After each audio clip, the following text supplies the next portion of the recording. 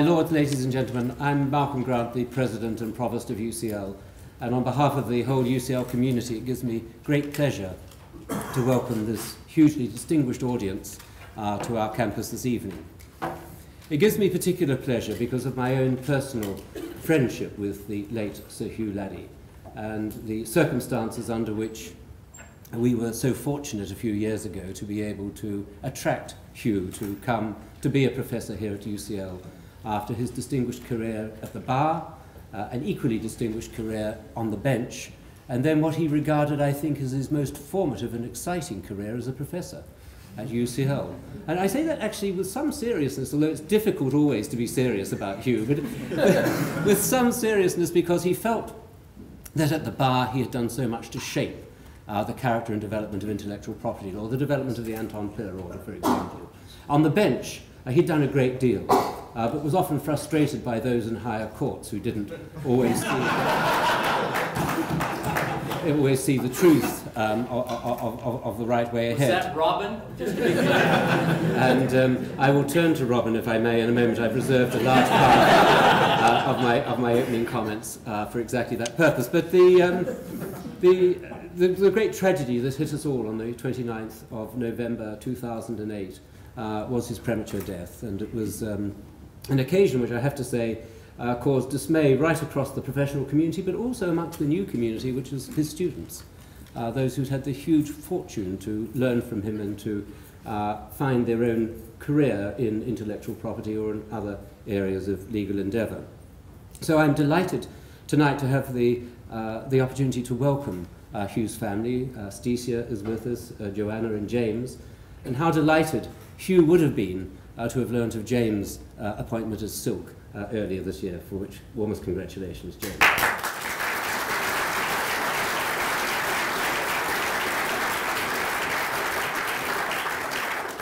We resolved that we should never forget Hugh, and we resolved that we should have this annual lecture, this is the fourth in a series, and that we should also raise funds to create an endowed chair in intellectual property law in Hugh's name. And I'd like to pay credit tonight, and huge thanks to Sir Maurice Hatter, who's with us, who was the lead donor towards that fund, and to many others, both in the audience and well beyond, who have demonstrated their affection and respect for Hugh by making most generous donations to that fund.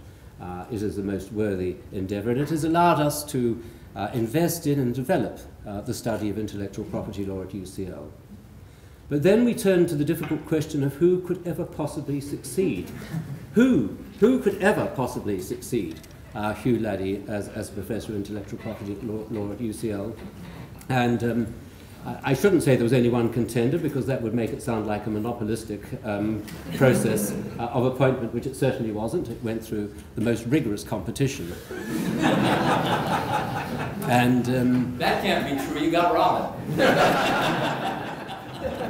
I knew this was going to be a very difficult evening, but however, we got Robin absolutely right, and what a great coup for us, and what a great tribute to Hugh that Robin really was so keen that he should succeed him.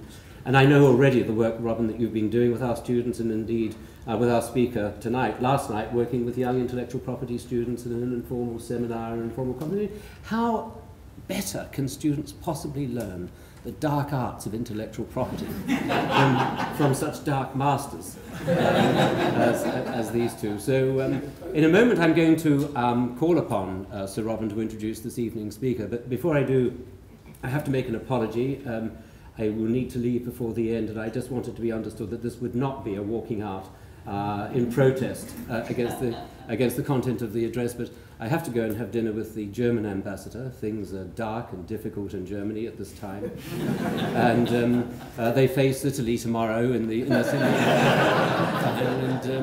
and UCL stands ready as ever to give advice across all areas of human endeavour, and multitasking in these austere times is one of my jobs. So forgive me for an early departure, but it gives me enormous pleasure to introduce our chairman for tonight, Sir Robin Jacob.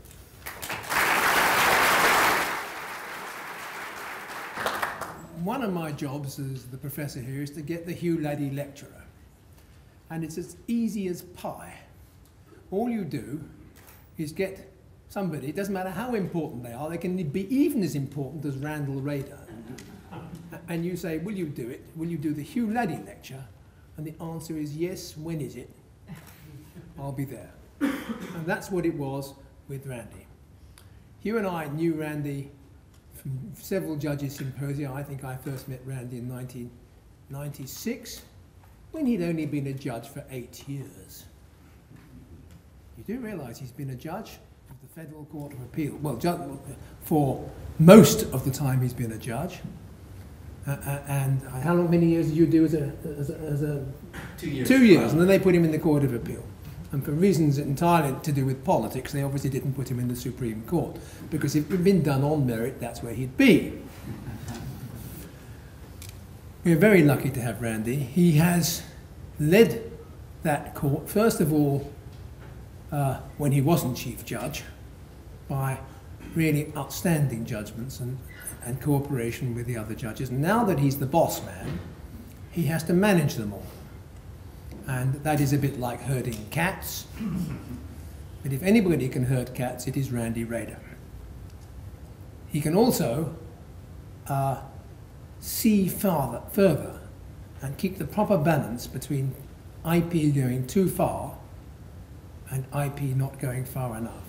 One of the hardest tasks of all in intellectual property. Politicians, they don't see it at all. Public find it very difficult because it is a difficult subject. But Randy has kept American patent law on a straight course for a long time, and they're very lucky to have him. And we're very lucky to have him. I shall say no more. He's going to tell us now the way things he thinks ought to go. In this audience, I feel compelled to confess that I have a severe birth defect. I was born in America. Hugh reminded me of that very often. As an American with this birth defect, I feel compelled to start with an attempt at humor. And I was recently returned from a trip to Asia.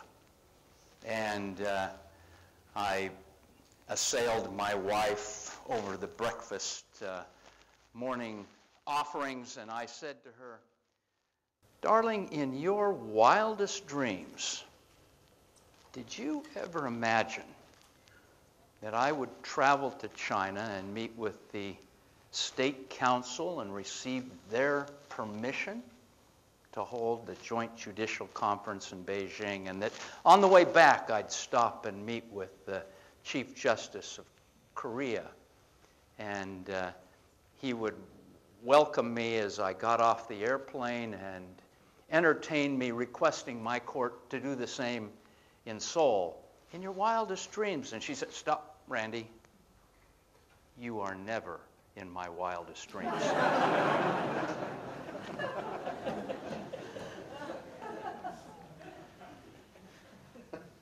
Tonight I'm going to just talk with you about some vast changes undertaking judicial institutions and the law that they are entrusted to administer. But before I do that, I've learned so much from Hugh, and Hugh really launched me on the mission which has become so much a central theme of my life. Hugh and I would travel together to India nearly every year, and Hugh, I can say that I have stayed even with Robin in a few intellectual clashes. I don't think I ever did that with Hugh. Hugh was always one step ahead of all of us, wasn't he? What I want to talk to you about tonight is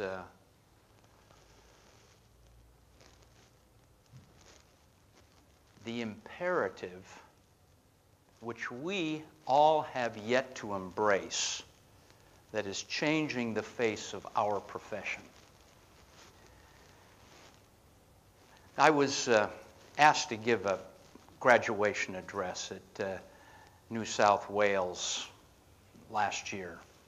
And you know, you have to say something intelligent in addition to entertaining the students, which I attempted to do. And I said to them kind of the basic theme of what I want to say to you tonight, and that is that my generation made a great mistake in its administration of the laws. We built these massive one-way walls around our sovereign jurisdictions. And we perceived that those walls were necessary. They had to be one way to let products and goods and services flow out to the world to keep us prosperous. But they had to be impervious to incoming goods and services because we didn't want the competition. We didn't want to work harder.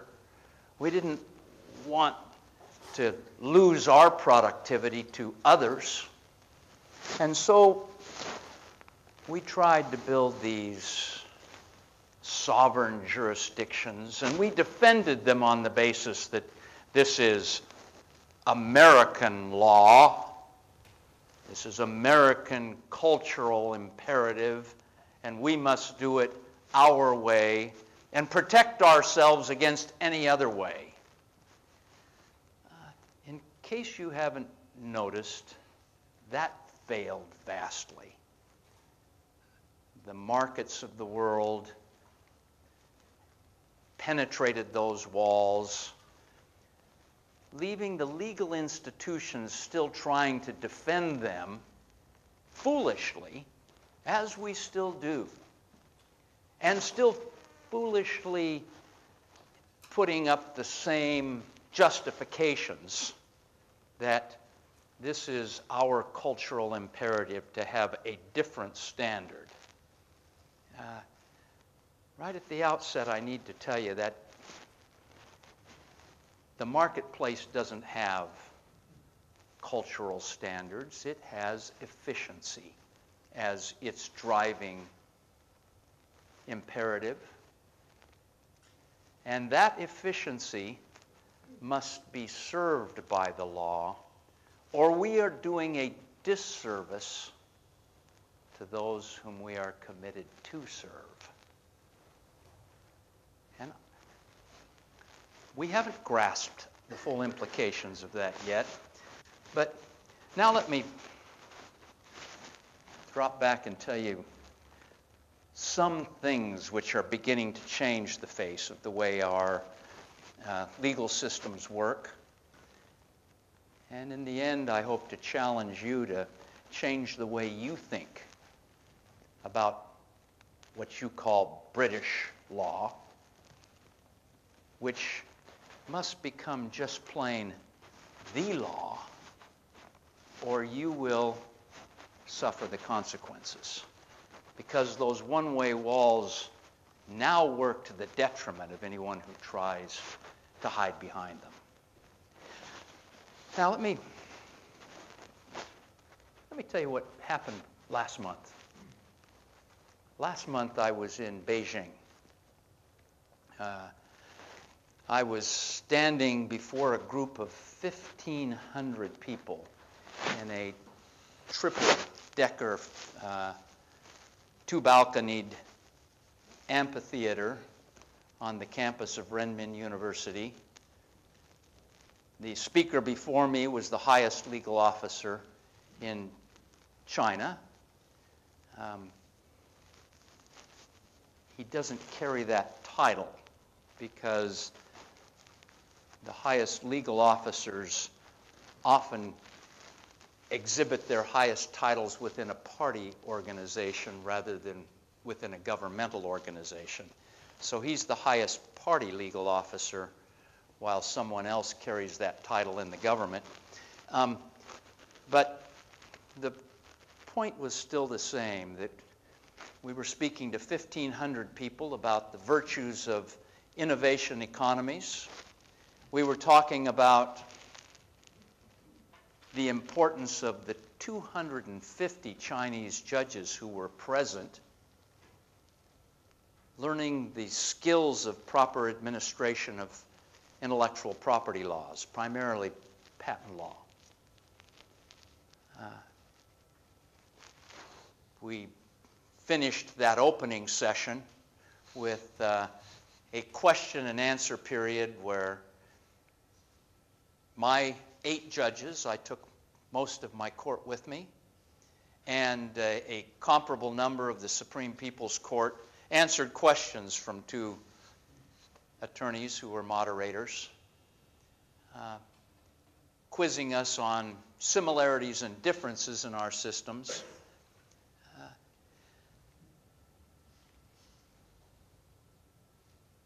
Probably the highlight was a moment when the 2 courts assembled on the stage, and I took a little gift to the chief judge.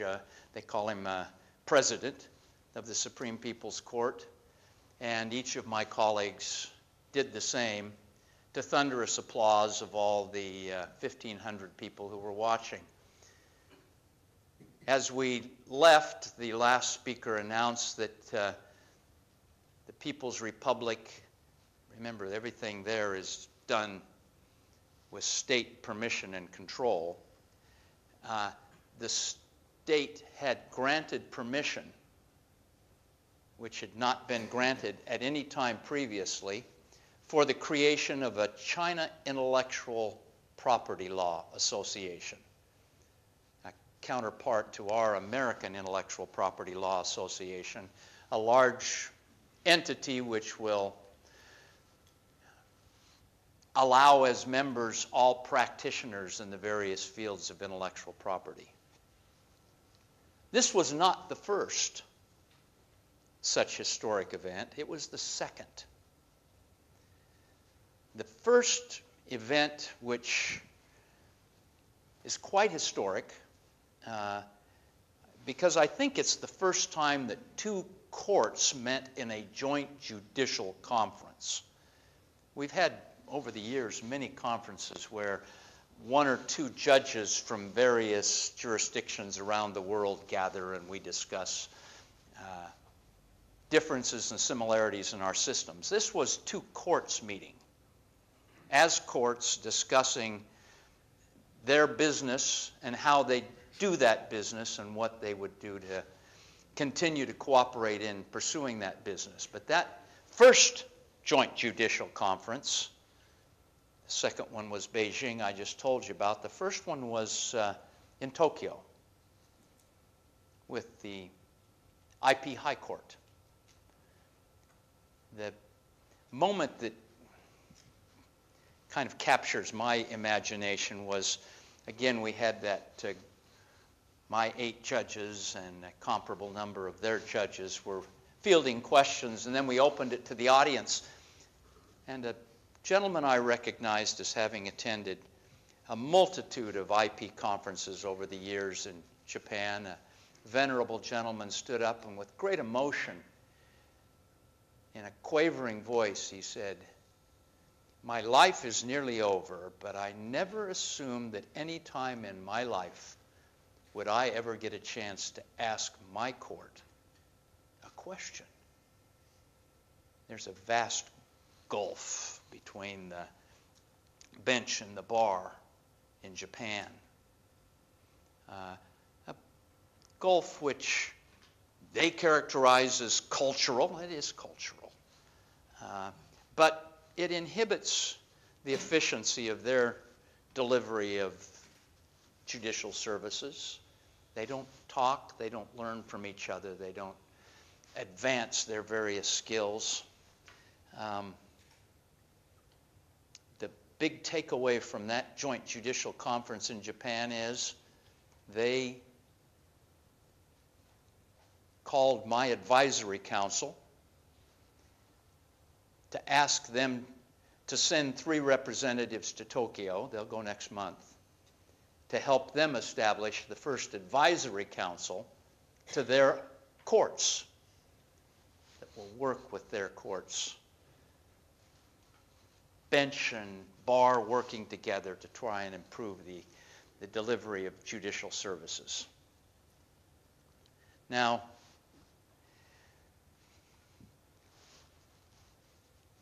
conferences don't change the law, but they are a symptom of a greater change in our legal society and culture, a move that is absolutely necessary. Particularly the commercial law areas have a duty to facilitate rather than frustrate the international marketplace. And that requires us to tear down some of those one-way walls, requires us to think in grander terms of how our laws work, not just in England, not just in the United States, not just in any jurisdiction, but how they work in the market. And the market is no longer domestic. Hasn't been for years. Now let me tell you the flip side of this. The week before I went to Japan with my court, Senator Grassley, you won't know our politicians, he will be the next chairman of the Senate Judiciary Committee if the Republicans take control of the Senate. But Senator Grassley issued a press release castigating the Federal Circuit for venturing to take judges outside of the country. What could they possibly do? Judges have the job of administering U.S. law. What can they be doing of any benefit and value in Tokyo? Well, before I was a judge, I worked for the Senate Judiciary Committee. I know Senator Grassley. I arranged a meeting with him. And I went to talk to him about his press release, which was generating a great deal of controversy in the legal press, causing people to ask the question, what are judges, United States judges, doing in other countries? I went to see Senator Grassley, sat down in his office. The answer I gave him isn't the answer I'm going to give you. There's a reason. When you talk to politicians, you have to speak political language. If you don't understand that, you do not communicate with them to your own detriment. And the political language means you must deliver a message which he can use to garner votes in Iowa. You're getting the idea. But I said, the political side of this message was trying to open his eyes to a larger vision of what the law means in practical terms.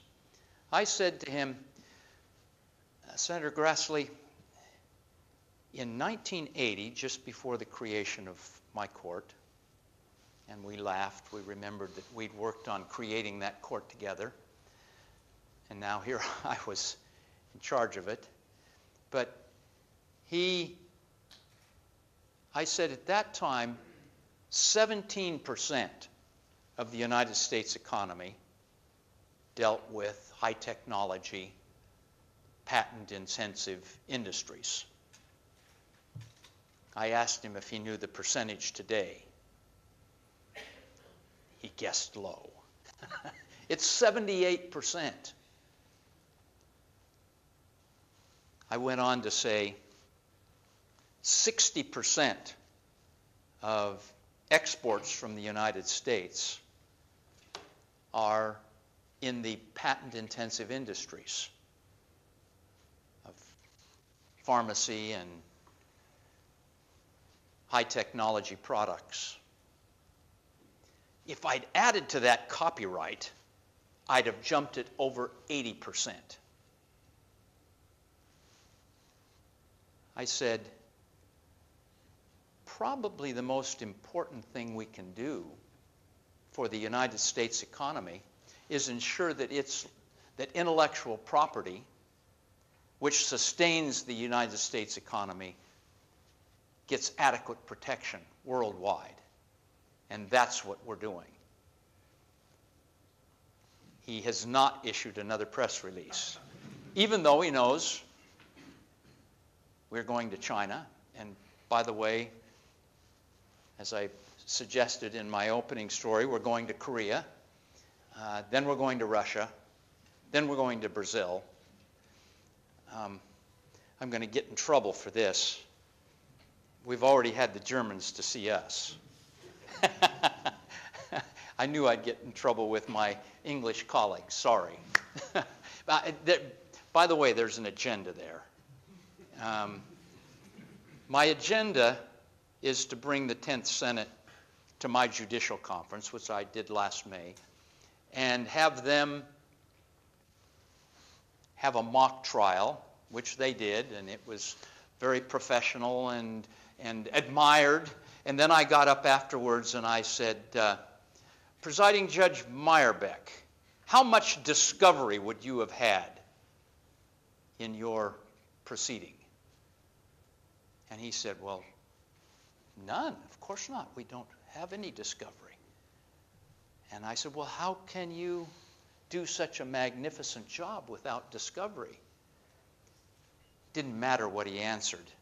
The question was all I needed. Because, this is another story. I remember getting off track, but I do that all the time.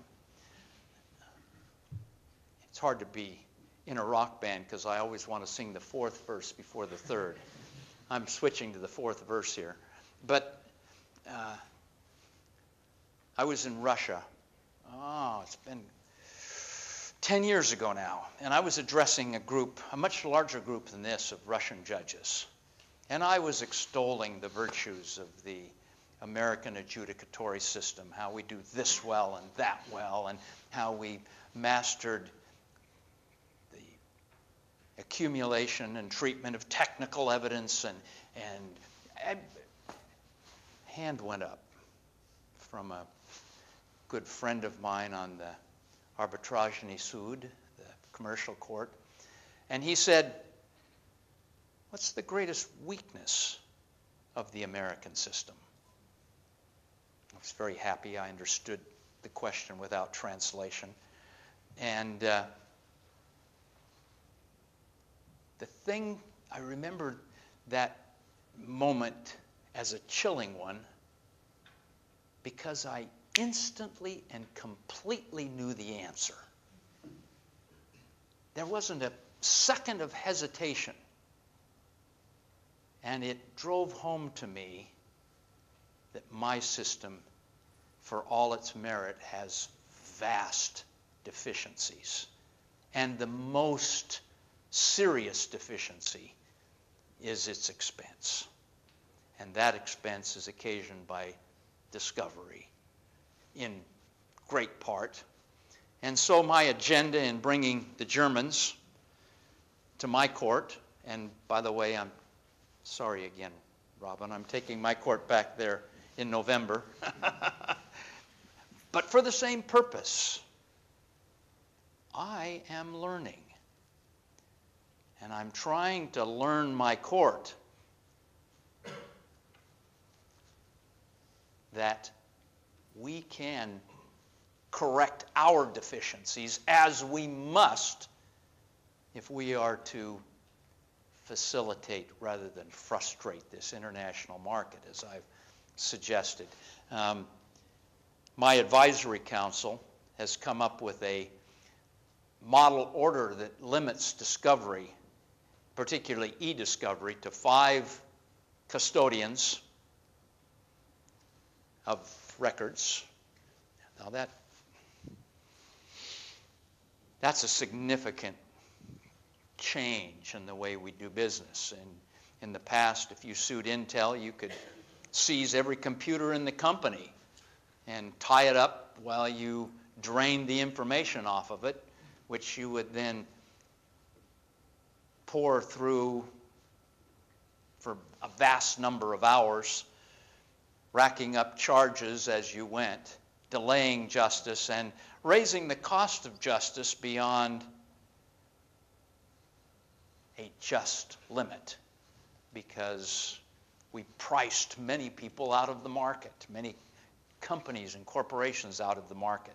So limiting that to 5 custodians and 5 search terms is changing the dynamic. That has been adopted so far by 6 district courts. It's not an accident that those 6 are prominent patent jurisdictions where they listen a little more carefully to what the Federal Circuit says. This sounds like a diversion. It's the 4th verse of the same song. I'm trying to suggest to you that we're learning. We are learning from the international system that we have obligations. And we don't have obligations just to United States domestic litigants. We have obligations to serve the law, and the law in commercial areas must now serve an international market. So what we're striving to do will hopefully serve you as well as us. Now, back to Senator Grassley for a minute, because I want to tell you what I didn't say, but I should have said. I should have said to him, Senator, the courts must adapt to the modern system. We have lagged behind too long. We have an obligation not just to teach, but to learn from foreign systems and adapt to meet the needs of international litigants. And that will best serve the United States because the efficiencies of the marketplace serve all of those who participate in it. I didn't say that. I gave the political answer that he could translate into votes.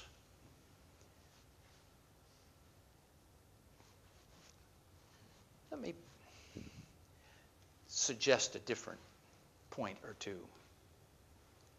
You know, conferences are great. I've talked to you about the conference we had in Tokyo, Beijing. I've told you the others are coming. Those conferences are of marginal value if they don't translate into some change in institutional behavior. Let me tell you the changes that I envision. Change number 1 has begun to happen, and that is a increased openness. Leaving Beijing, Judge Kong, the presiding judge of the Supreme People's Court, promised to select 20 of his cases from around China every year, which he would transmit to me to be translated by my students into English and put on a website. And he promised that he would try to increase that every year double it every year. And of course, at some point, I'll transfer back to him the job of translating those. This openness is probably a central and first responsibility of judges. As we give notice of our standards, the marketplace can accommodate. That's a number one objective. The second one, this is a tougher one, but it's one that I don't have to talk about because we represent it, and that is just judicial independence in a real unfettered sense. Now, I'm looking around to see how uncautious I can be in telling you. In China, every judge is a judicial officer. He is also an officer of the state, expected to carry out state policy. And occasionally, the demands of neutral, predictive, judicial decisions conflicts with the demands of a state policy that may direct a different kind of decision. Now they should religiously defend their independence, focusing mostly on their judicial responsibilities,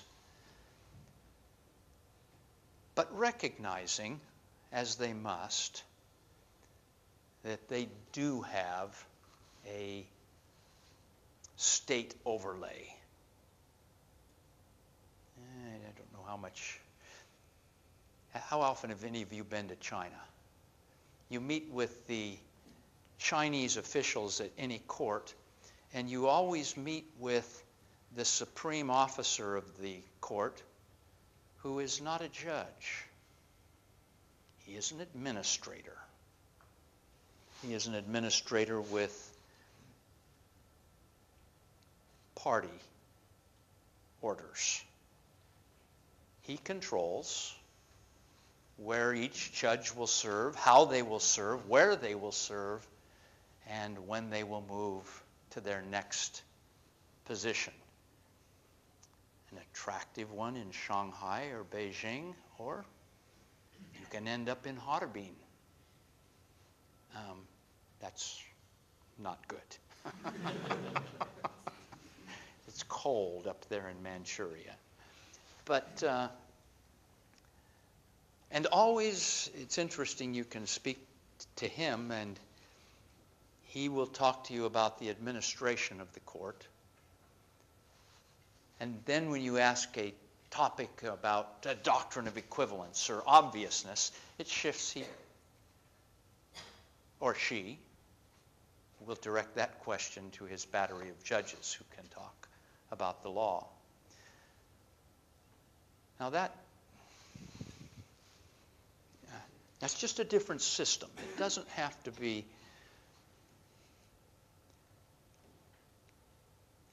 it could be just an administrative system as long as there is that independence. But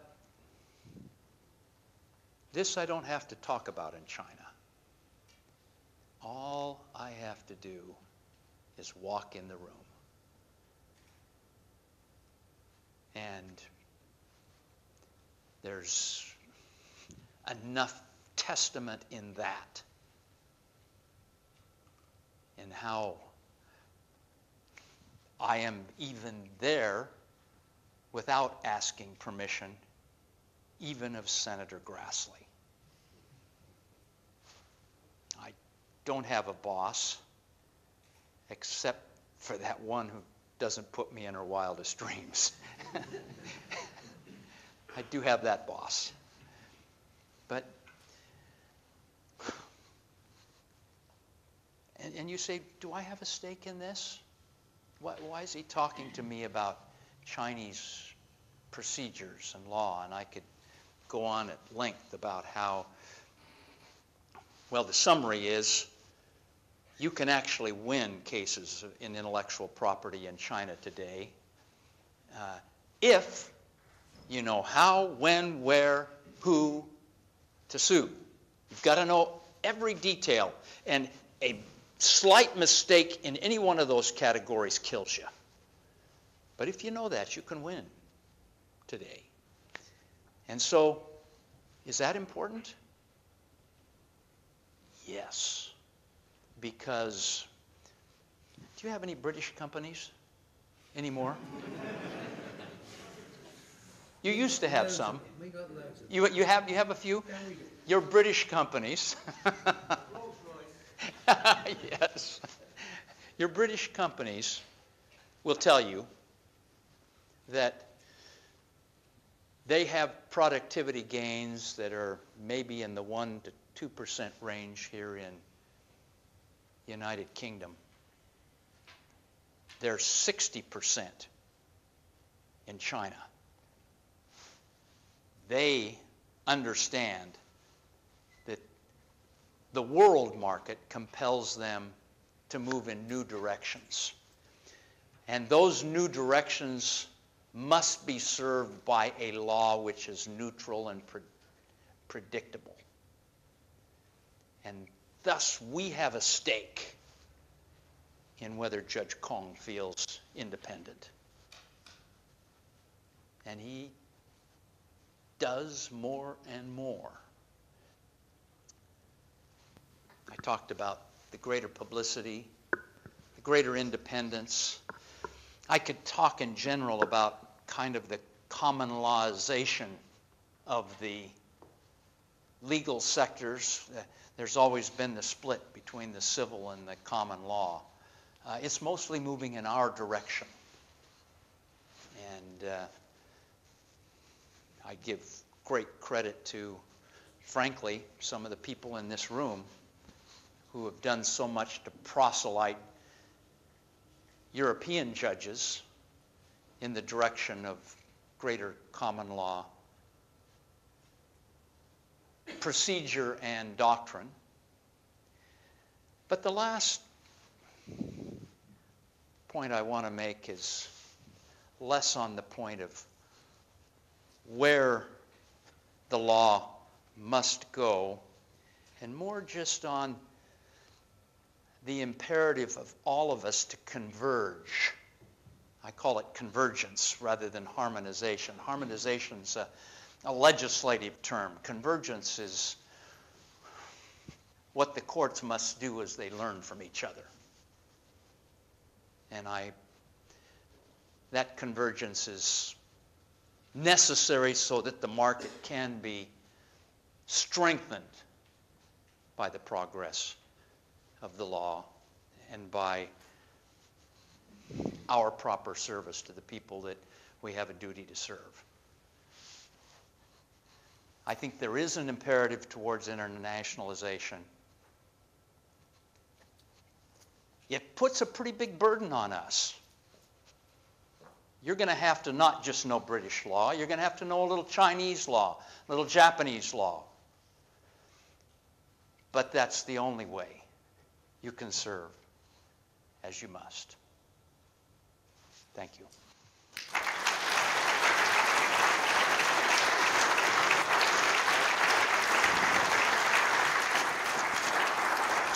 I'm going to slip out for 1 second and be right back, okay?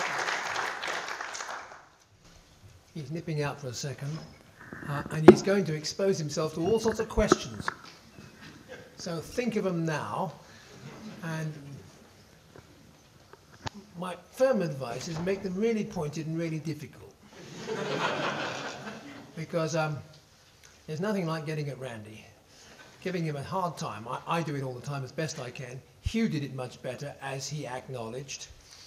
And there's nothing like a good row with Randy. Let me tell you the other thing he did while he's out of the room. He said he was coming. He said, could he teach our students on the day before? He volunteered to do that. Unfortunately, all our students have done their exams and are now somewhere else in the world. One I'm glad to see back. Thank you for coming. So we asked the young patent agents, or patent attorneys as they call themselves now, and the young patent solicitors and some of the young bar to come, and Randy and I did a little session last night. But it was all his idea. He could have said, well, I've been asked to give this damn lecture, I'll come and do the minimum. But he didn't. And that was I've never seen it happen before. I've been talking about you behind your back. Right, questions?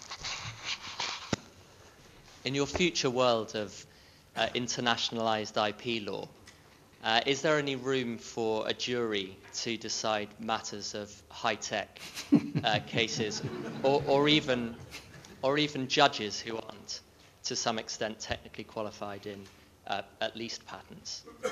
Yes. There will always be some procedural differences. That's one of them that will probably persist because it's in our Constitution. It shouldn't disturb you. No,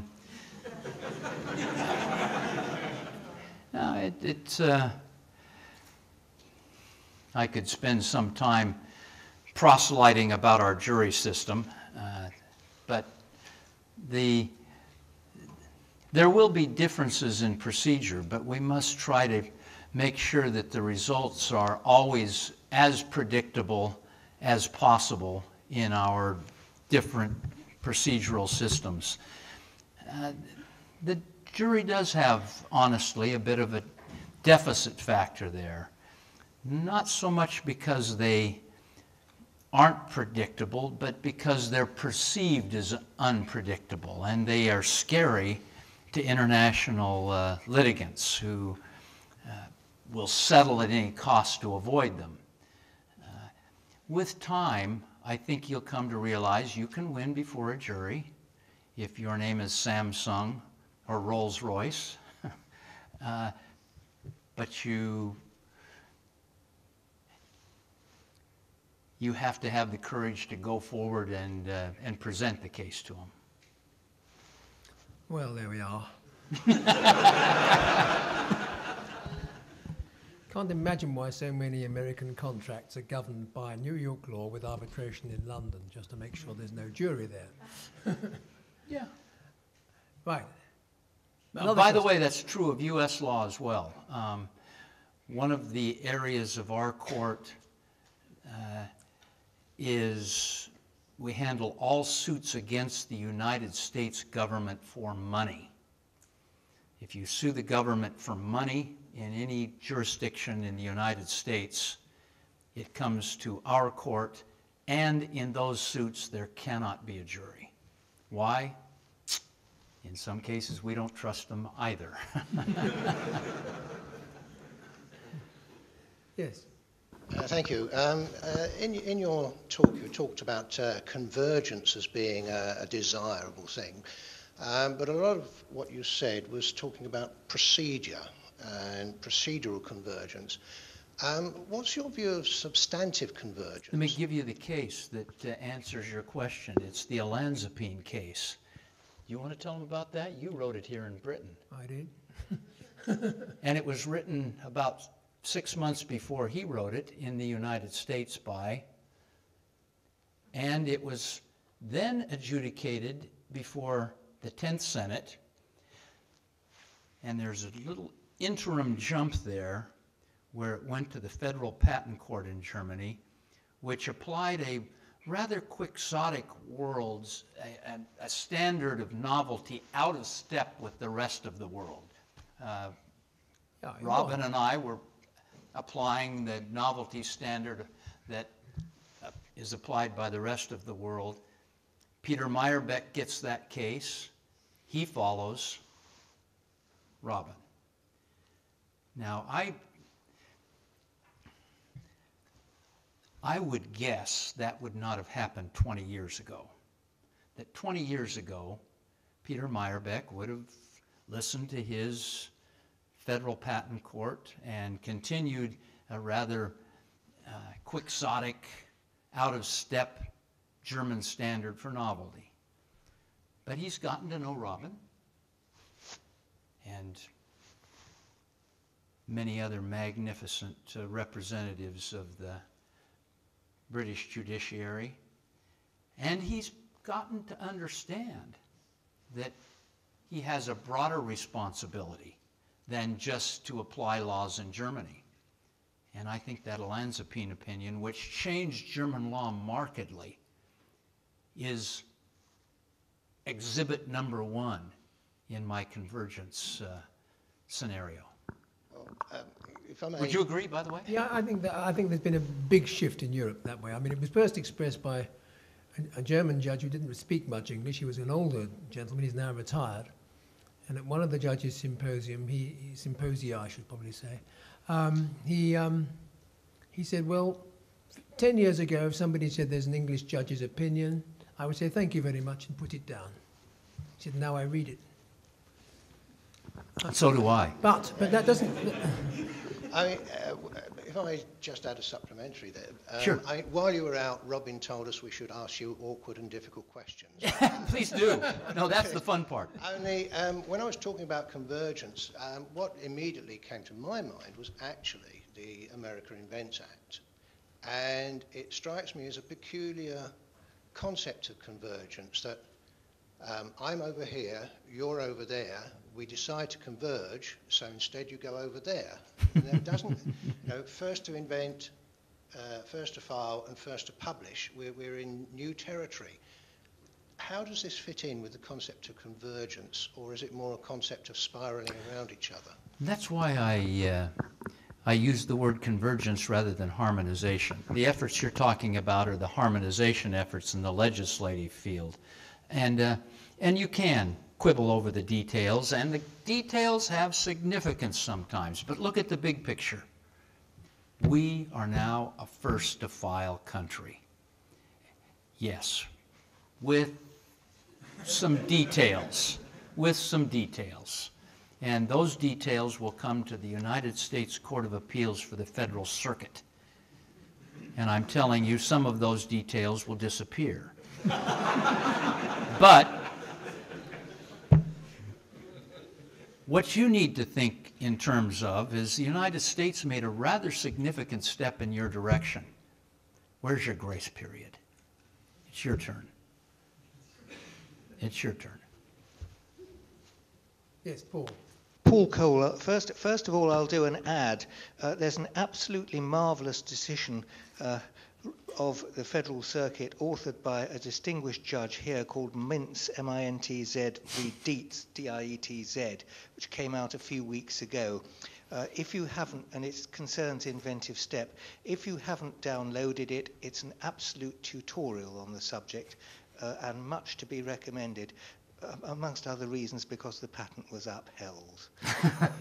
Now we have the downside, or the quixotic side. The US started the PCT, and the PCT has got its act and its implementing regulations, to which the US is signatory as well as the EPO and everywhere else. So perhaps the EPO Appeal Board decisions ought to be of persuasive authority on such subjects as Inventive Step in the US. It's very interesting that in the KSR briefs, nothing seems to have happened between Hotchkiss versus Greenwood in 1850 and the A&P case in 1950, after which the attorneys started noticing that there might have been some law. But the whole idea that the US had joined the PCT and perhaps by some side wind standards might become internationalized doesn't have occurred to anybody submitting all these briefs. And it's perhaps a vehicle, the PCT, by which in every country we might build on your theme and standardize a bit. Amen?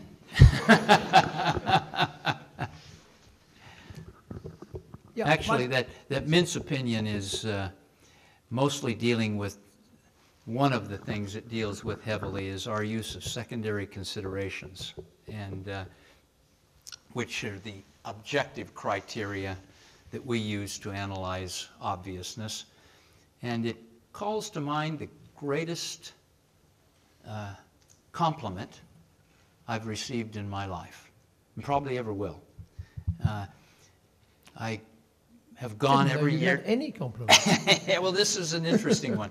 I go every year to Japan, and the IP High Court sits me at the end of a horseshoe table, and they'll throw out a topic. I don't know what it is until I sit down, but I'm expected to teach on it for 2 hours, which I usually do without too much trouble. One year they threw out the topic of secondary considerations. I taught for my 2 hours, and then I received the compliment which still almost brings a tear to my eye. And that is, they openly disagreed with me. You have to understand, in Japanese culture, you never openly disagree with anyone. This is completely counter to everything they're taught from the moment of birth. And yet, for one moment, and I realized it as it happened, I was sitting in Tokyo, and they decided to play by my rules as if I was sitting in my own chambers in Washington, D.C. It was a supreme compliment, and I'm still touched by it as I think about it. Right, there's one up there. What is the best piece of advice that you would give to those who might, in the next couple of days, about to set up the Unitary Patents Court in Europe? Don't let the appeals go to the European Court of Justice. That's number one. You know, I have been part. 3 or 4 stories come to mind. I'll tell you one quick one. It was years and years ago. I was at one of these conferences with the patent judges that EPO organizes, and Nick Pumphrey, God rest his soul, was the English representative that year. I don't think you were there, but the conversation turned to the language to be used in this unitary court, and the French at that time were very emboldened by the need to have the lingua franca, and Nick, having an ornery streak, turns and says, well, there's one non-European in the room. Let's hear what he has to say. And they turned and looked at me, and I have a personality flaw, and that is I will do anything for a laugh. And I said, well, language. Would someone remind me who won the Battle of Waterloo? Actually, it's the right answer. The fact that Wellington prevailed at Waterloo freed the British to colonize the world and make English the world language of commerce, which it is, and the world language of science and everything else. If Napoleon had prevailed and he had colonized the world, the lingua franca might be the lingua franca, but it isn't. But one last comment on the unitary court. I have had such hopes that you would come up with a court of prominence, and you'd put people of prominence on it, and that could become kind of the anchor that I could approach with my federal circuit to set up a partnership that could then reach out to Asia, and this convergence would start to happen. I'm not sure you're going to give me anything to work with. And I'm sad about it. Yeah, there's another one up there. Larry Cohen, Do you think the rest of the world has anything particular to learn, or would you like to tell us what the main lesson is in dealing with the huge amount of litigation from non-practicing entities in the patent field, and which is obviously part of the US litigation scene and is coming over here big time and no doubt will infect the rest of the world in due course? Yes, I do. The key is to abandon that term, non-practicing entity, because it focuses you on the wrong thing. A vastly meritorious patent of great value to society can come from a university, which is not going to make anything. And the non-practicing entity throws you off and gets you looking at the characteristics of litigants before your courts. We don't make legal determinations based on the characteristics of litigants. We don't treat one person different because they're male or female or big companies or small companies or of a different race or gender or ethnicity. We don't make those determinations. Here's what you should look at. Anyone who is asserting a patent vastly beyond its value is abusing the system and ought to be vastly punished for that abuse, reversing the fees, whatever is necessary to punish them for their abuse of the system. That requires you to learn the value of the invention at some early stage and then dismiss those parties, whoever they may be, practicing or non-practicing, who are trying to assert the intellectual property at rates far beyond its value. That's where your focus needs to be, not on the characteristic of the parties. Tony Willoughby. Happily, I'm fully retired now, so I have no side to all this. But I was interested in several things. One is your Senator Grassley. I think Hugh came up with the English equivalent of it when he wanted to do foreign trips overseas. But China, the firm that I've recently retired from has a strong presence in China. And I went over there a couple of years ago, and several things occurred to me. I wondered if similar things came to you. One was the astonishing generational gap. Everybody over there in intellectual property was phenomenally young. Another thing, young lawyers in the UK, I've found it's not terribly clever to go to university. It's not terribly clever to be a solicitor, for example, or a barrister. And so there's a tendency sometimes for young lawyers here to get a bit stale over their huge personal pride in what they've achieved in order to get there. I was doing some training sessions, and most of them were girls, the lawyers there. And I said to this girl, well, if we had this case in the UK, we'd get such and such an order. And she said, really? What sort of order's that? I showed her. And she said, oh, I'll ring up the judge next week and ask her if she'll give me one. I mean, it's real cutting-edge stuff. It is. Very, very exciting. And, sorry, one last point was that you talked about state intervention into certain degree. And, of course, you're absolutely right. It matters hugely who you're about to sue, where you're about to sue, and you've got to forum shop and find a different defendant if you can. But one interesting was one where we had a case against a counterfeiter, and the counterfeiter was operating in a village way out, but it was a huge factory there, and it employed everybody in the community. And our worry for our client was whether or not we would get a blanket injunction. And the reason was because recently the state had issued an injunction to judges saying when you're granting relief, take into account the economic situation of the locality. And I just sometimes wonder how one of our judges would have approached an injunction in those circumstances where it was a 100% case, clear infringement. Would you close down the factory or wouldn't you? I have, and so the answer is yes, but with injunctions, we've always had the discretion to decline to impose an injunction and instead pursue a monetary remedy if it affected personal health and safety of the community.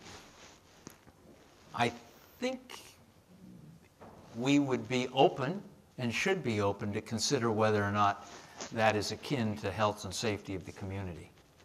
And let me say something I should have said earlier. What's the country that has the most intellectual property litigation in the world today? China, by a long ways. Now that's mostly based on copyright and trademark work at this point, but the number of patent cases doubles every year. And the patents are still a little bit weak, but they're trying to correct that as well, as quick as they can. I'll tell a story I told very quickly. Just 5 months ago, I was in Shanghai and I addressed a group of 700 IP students, 700 of them, and I made contact over the 3 hours that I taught them with nearly every face in the room, and 95% of them understood every word I was speaking. And as I finished speaking, the dean, without my knowledge, announced that I would be happy to have pictures with anybody who wanted them. And so I stood by a stairway for another hour and a half taking pictures. But the good thing about that is I got a little acquainted with them and learned that about a third of them had a PhD. Now, there is the source of your law student employment problem. If Microsoft or Rolls-Royce or any other international corporation is going to hire someone, are they going to hire one of your bright UCL students who speak one, maybe two languages, or are they going to hire one of those young students with a PhD who speak the three most important economic languages in the world? We're in an international labor market as well. Your students are competing with them. And Dean, if you're not teaching them a little Chinese law, they're not going to be able to compete with those kids in China that are learning our law as fast as they can. And by the way, the secret is to bring them here and teach them your law. So they have a stake in litigating and being part of the British legal community. And it's that next generation that has ties across borders that will understand that technology knows no borders, and the law should get over that too. We've spoken about structure and policy and the next generation. Would you forgive me if just one moment we dipped into a bit of patent law? Yeah, please. We've had the recent Prometheus decision in the US, where the Supreme Court decided, contrary to the Court of Appeal, I understand, that diagnostic tests may not be patentable after all. This is a tremendously important area for the US and for Europe in the technology of the future. Do you, in the spirit of convergence, do you have any indication of where we might be going in this area? Yes. Next question. No, this has been one of the most difficult periods of my career because it pits two of my major obligations against each other. On the one hand, I am a judge sworn to uphold the Constitution and laws of the United States, and those laws are articulated by my Supreme Court, and therefore I owe respect to those judgments which they set forth. I am also the Chief Judge of the Federal Circuit with special responsibilities to ensure that the commercial laws of the United States work. Those things have been thrown into conflict by the Mayo decision.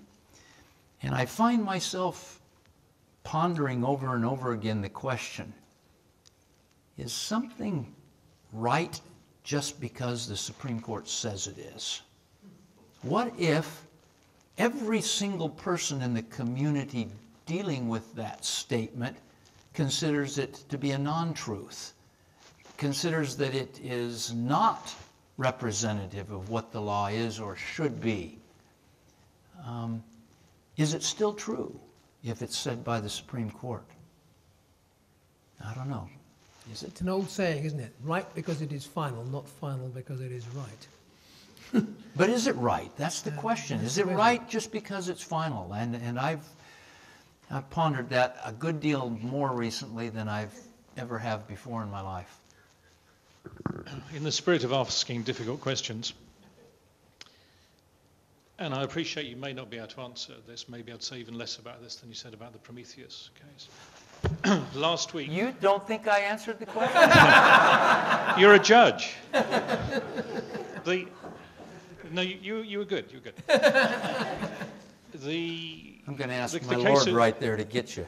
The case of my concern is Judge Posner and his dismissal last week with prejudice of the Apple and Motorola / Google thing, which I found deeply troubling for lots of reasons, but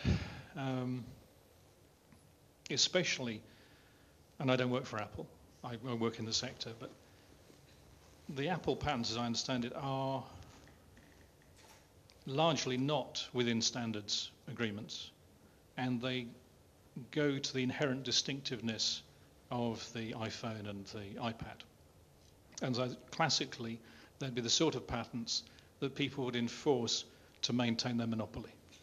So they wouldn't be settling for royalty. And I don't know, it just strikes me as a deeply troubling decision. Well, you can't comment on it. I mean, he's coming up to him probably. I can tell you that it's an interesting case, and it's coming. So as you understand, I won't be able to. Well, I gather the wisdom of Christopher Floyd will be added shortly. I won't have much to say. The Dean is going to talk to us, so pay attention because I always have to. I love it that Robin finally has a boss. Not a very effective boss. I do my best though. Really, I just wanted to thank again our speaker this evening. Thank Judge Rader for both a very powerful argument for convergence in IP law, but also for giving us the opportunity to ask him some questions for him to give us as frank answers as he's able in the circumstances. I also think it's been a great privilege to be able to see the dialogue and the interaction between him and Robin Jacob. So on your behalf, I'd like to thank him again.